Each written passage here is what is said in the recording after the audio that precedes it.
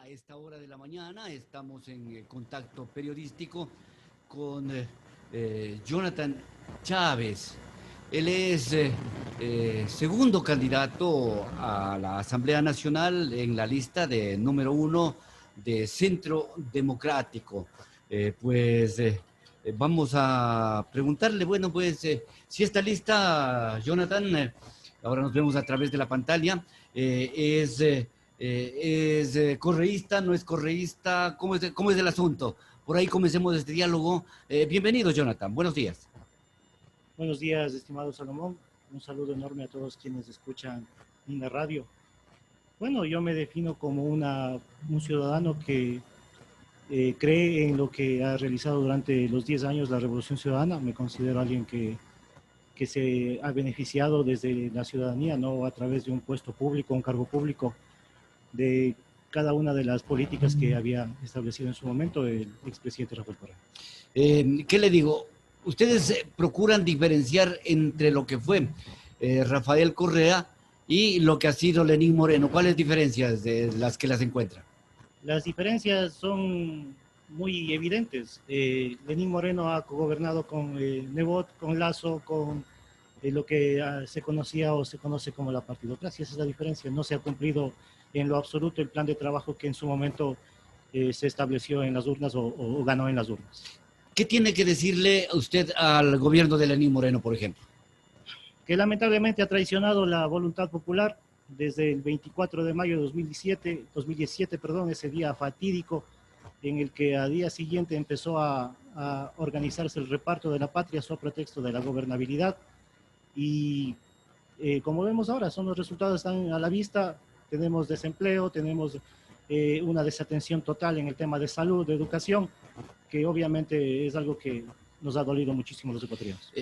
Mire, Jonathan, hay algunos temas que necesariamente tienen que abordarse dentro de este espectro político en el cual nos desenvolvemos, ¿no es cierto? O sea, como legisladores, digo yo. Ahora, por ejemplo, una pregunta que se me ocurre hacerlo a usted.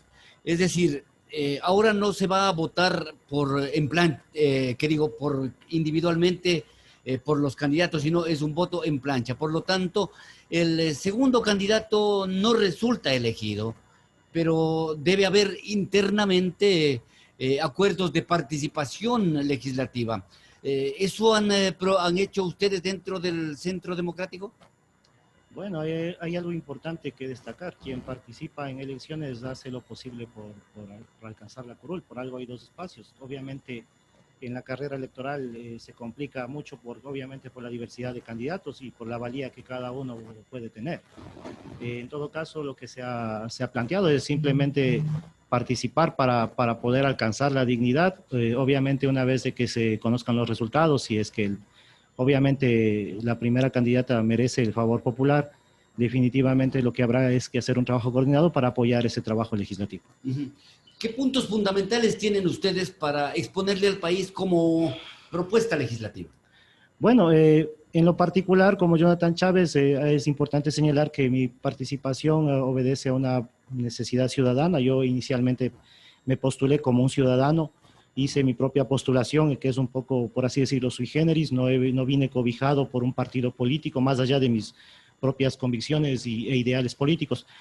Entonces, no sé, fui incluido en la lista de segundo como candidato alterno de lo que se denomina resistencia socialista. Luego, con los problemas que todos conocimos, no se dio. Y luego, una vez de que eso, bueno, se quedó ahí, se me llamó por parte de quienes hacen la plataforma UNE, Centro Democrático, para participar como segundo principal. Entonces, yo como ciudadano he bosquejado algunas propuestas que están encaminadas a algunos ejes en particular. Principalmente, por ejemplo, yo ataco mucho el tema de la contratación pública. He venido desempeñando más de 12 años en esa línea, en esa área de la administración pública y bueno, yo creo que estoy muy convencido de que la corrupción nace o tiene su punto de desarrollo donde se germina ese virus de la corrupción en la contratación pública. Y nace desde el compromiso político, en el financiamiento de campañas políticas, luego el pago de favores políticos. Entonces, esa es la parte esencial en la que yo con mi experiencia puedo aportar muchísimo en esa parte. También tengo una y una propuesta interesante respecto de el tema de los contratos de servicio ocasionales en el servicio público. Creo que esa es una figura humillante para el servidor público que le somete a las decisiones o a los caprichos de las autoridades, a veces ni siquiera de autoridades, sino de sus familiares, de sus esposas, de sus parientes. Entonces, algo muy terrible que debe eliminarse y debe considerarse.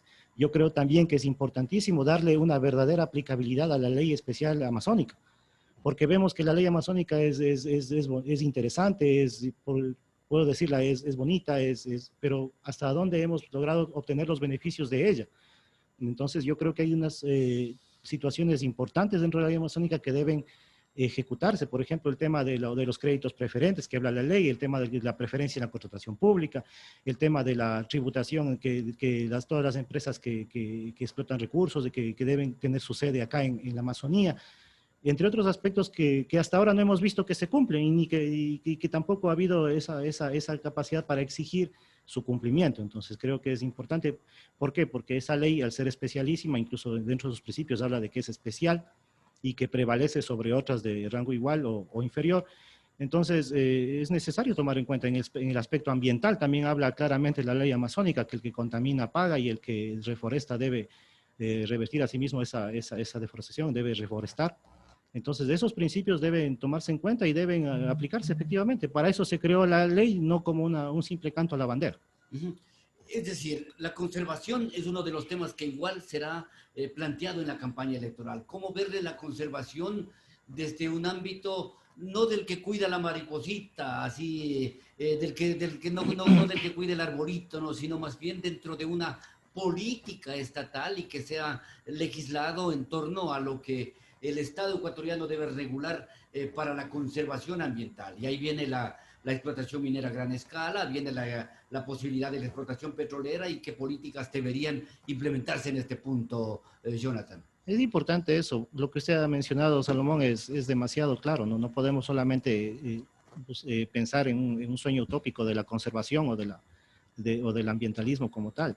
Yo creo, o del ecologismo. Yo creo que debemos primero plantearnos la salida al extractivismo, que nos plantee una propuesta ecológica, ambiental, que realmente pueda competir o que pueda considerarse como sustentable o que económicamente nos permita salir y mejorar las condiciones de vida de la gente que vive en la Amazonía principalmente.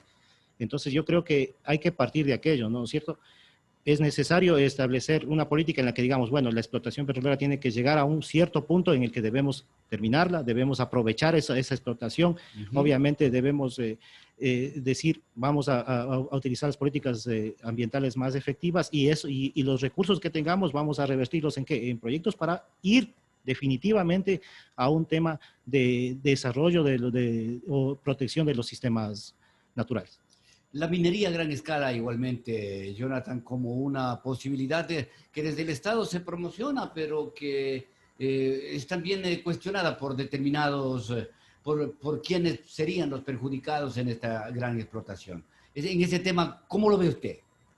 Y bueno, como le digo, hay que partir siempre desde un punto de vista muy objetivo, ¿no? Yo creo que no se han planteado o no existe realmente una política en la que podamos de comparar ¿cómo le diría? De decir, bueno, ya vamos a dejar la explotación minera, la explotación petrolera con una propuesta sustentable que sea totalmente rentable y que permita disminuir el impacto de la no explotación. Pero yo creo que es necesario plantear eso, o sea, no se puede solamente decir, es que no hay otra alternativa, sino que debemos empujarnos a desarrollar propuestas encaminadas a una verdadera política de conservación. Se han visto muchos casos, muchos refieren el caso de Costa Rica, pero es necesario ya plantearlas y decir, bueno, esta es la alternativa para que no haya el pretexto de decir, bueno, seguimos porque nadie nos propone qué hacer y solamente protestan o no. Debemos plantear ya una verdadera propuesta encaminada a eso. ¿Usted está planteándose ya eso? ¿Está esbozando ya esa forma de plantear la actuación legislativa? Yo creo que es necesario ese tema plantearlo. Primero porque la ley así mismo lo exige, ¿no? Lo exige la ley amazónica, existe ahora el Código Orgánico Ambiental. Pero sí, yo he visto, por ejemplo, hay una cuestión que mucho se ha criticado anteriormente, por ejemplo, el ONGcismo, pero yo veo que de alguna manera el ONGcismo ha sido positivo Yo, por ejemplo, puedo compartir la experiencia de Fundación Pachamama, que tiene un proyecto importante con el tema de la vainilla, que es un ¿Ya? tema que es una propuesta en la que se conserva el bosque y se produce. O sea, me parece una propuesta interesante, que es adecuada, que puede mejorarse y entre otras propuestas que deben encaminarse en ese sentido. De estas hay otras también, por ejemplo, decían el ganado estabulado, por ejemplo, ¿no es cierto? Bueno, habría que Porque plantearse cuáles son los o sea, alcances, claro. exactamente, ¿no? O Para sea, eso es necesario ¿cómo? que El debate. juntarse con los que saben, con los que conocen, con los técnicos, con científicos. O sea, es importante armar una propuesta no solamente de lo que Jonathan Chávez piense para sí, sino que debe estar sustentada o soportada en los análisis técnicos, en estudios, en todo lo que sea necesario para poder tener una propuesta realmente viable y que sea efectiva, ¿Cómo enriquecer este debate, Jonathan? Porque convocando a la gente. estamos con más o menos 26 candidatos. Yo creo que es necesario que cada candidato o las agrupaciones políticas convoquen a las organizaciones de todo sentido para poder armar una propuesta política que se ajuste a las necesidades de todos. Yo creo que eso es importante porque, o que desde la ciudadanía misma se exija ese tipo de propuestas, ¿no? A ver, ¿cuál es la propuesta que tenemos respecto, por ejemplo, a seguridad ciudadana? ¿Cuál es la propuesta que tenemos respecto a transporte, a movilidad, a reactivación económica? Obviamente con las reservas que le corresponde a cada legislador, ¿no? Uh-huh. Estamos conversando, amigos de nuestra sintonía, y también quienes nos verán a través de las redes sociales, pues con Jonathan Chávez, él es segundo candidato a la Asamblea Nacional en la lista de Centro Democrático, la lista número 1. Uno de los temas que hemos conversado aquí, que de hecho serán motivo de debate durante esta campaña electoral, es la lucha contra la corrupción, Jonathan. Así es. ¿Cómo plantearla desde ustedes? Como yo lo he venido manifestando y creo que la experiencia me ha dado la razón, el tema de la corrupción nace desde el problema del financiamiento de campañas políticas. Yo estoy absolutamente convencido de que, por ejemplo, para un candidato, bueno, tal vez el tema de la asamblea no suceda, pero sí sucede para los cargos de prefecturas, alcaldías o del gobierno mismo. Existen varios intereses que, por ejemplo, dice, bueno, viene alguien y dice, yo te financio con $10,000. Por ahí había un caso famosísimo que se promocionó en medios hace, creo que es más de 4 años, en los que un contratista dice que había dado cierta cantidad de dinero y que la autoridad todavía no le devolvía el favor. Entonces eso me parece que está mal. Y por eso es un gran problema. Vea, yo le voy a decir algo muy importante. A mí me dicen, bueno, Jonathan, los amigos, ¿no? Dicen, tú necesitas siquiera para esta campaña, necesitas $50,000 a $70,000. A mí me parece eso una barbaridad. Y por eso me imagino que cuando alguien gana, no le alcanza la plata. Y como no le alcanza la plata, tiene que adecuarse al reparto y decir, bueno, dame cierta cantidad de puestos o el control de una provincia para yo poder de ahí diezmar. ¿Por qué? Porque yo creo que ese es el problema que se genera y tal vez, supongo, no debería ser así para nada y por eso no les alcanza el sueldo o por eso no les alcanza para cubrir todas las obligaciones que tuvieron. Entonces, ese es el gran problema. Entonces, luego eso, ¿qué deriva? Deriva en el caso, por ejemplo, de los órganos seccionales o el gobierno central, que bueno, ya me financiaste, me diste 10,000, 20,000, 30,000, $50,000 para una campaña y ahora ¿cómo te pago? Y muchos hablan de las obras, que el sobreprecio. No, yo pienso que el problema está, o uno de los puntos está en las consultorías. Te doy una consultoría, la consultoría por su naturaleza, según la ley, es discrecional, es a dedo, se da a un consultor, hay una modalidad que se llama lista corta, dice que son de 3 a 6, pero ya escojo 3 y de esos 3 ya sabemos el que va a quedar. Entonces, me parece que ahí hay un problema. Y ahí Lo es mismo que donde las compras públicas, ¿no? Por supuesto, eso es la contratación pública. Ajá. En la contratación pública termina todo eso y por eso vemos el caso de Salcedo, vemos el caso de Ocles con el tema de los kits, entonces de Mendoza con el reparto, ¿para qué? Para obtener el favor a través de la contratación pública. Entonces yo pienso que hay que un poco mejorar esa parte. Mi propuesta es efectivamente en las consultorías, que las consultorías sean como las menores cuantías de obras. Se invita, se presentan los consultores sus propuestas a nivel local, primero dando preferencia a los profesionales de la localidad, luego de eso, de las ofertas que sean, sale un sorteo y sale un consultor ganador. Porque vea, una cuestión, Salomón, es importantísima. Yo le doy a dedo una consultoría a alguien. esa consultoría, como está dada a dedo y como está bajo un compromiso, yo no le puedo ni reclamar ni exigir que esté bien, y después un estudio mal hecho repercute en una obra mal hecha. Vea, yo me acuerdo de Gonzalo Ortiz Crespo, un personaje que fue secretario de la administración en gobierno de Rodrigo Borja cuando era joven, ¿no es cierto? Era académico. Él es amigo del hermano de Rodrigo Borja, que fue ministro de Cultura aquí en nuestro país, en el gobierno de Rafael Correa. Pancho Borja. Pancho Borja, claro. También colega periodista.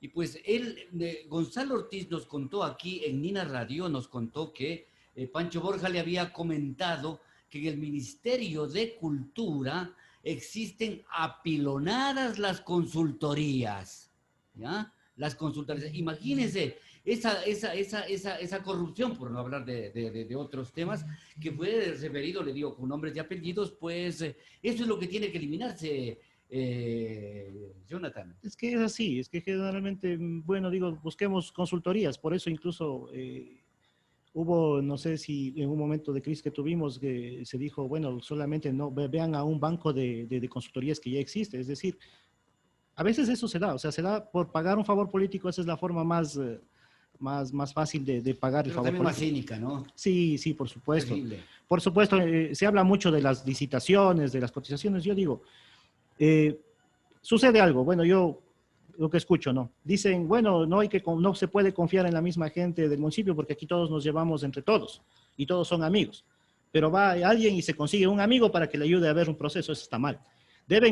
La ley de contratación pública establece la figura de la veeduría, pero no está muy bien regulado. Yo pienso, es mi pensar y es mi propuesta, sería que todos los procesos desde cotización a licitación o que incluyan estos montos deben pasar por o deben exigirse obligatoriamente una veeduría. Deben estar acompañados de aquello. Ahora, la última pregunta le haremos de esta porque ya se nos va el tiempo y queda invitado nuevamente, pues, Jonathan, para establecer un calendario de una nueva visita porque resulta muy interesante esta entrevista.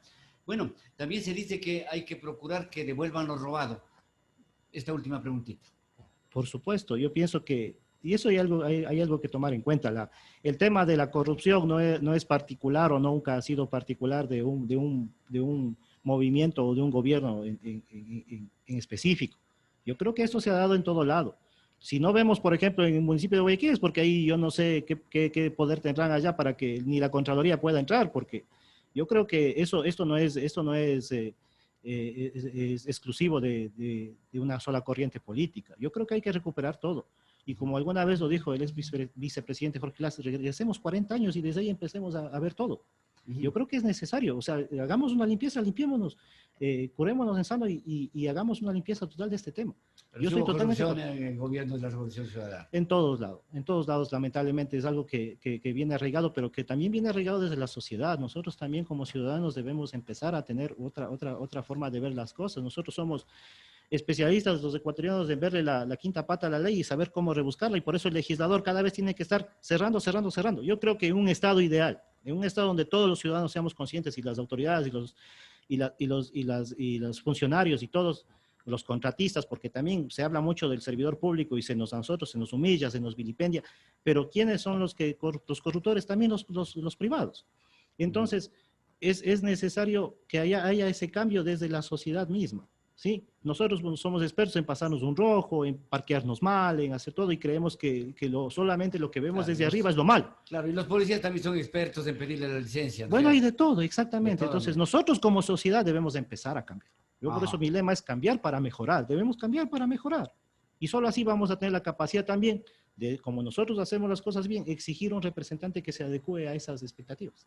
Como reiteramos, pues, Jonathan, siempre invitado, no hay problema, estaremos coordinando nuevamente, el tiempo es largo para profundizar un poco más de estos temas que ciertamente son de debate. Gracias y hasta pronto, Jonathan. Muchísimas gracias, don Salomón, un saludo a todos y espero volver a estar aquí con ustedes.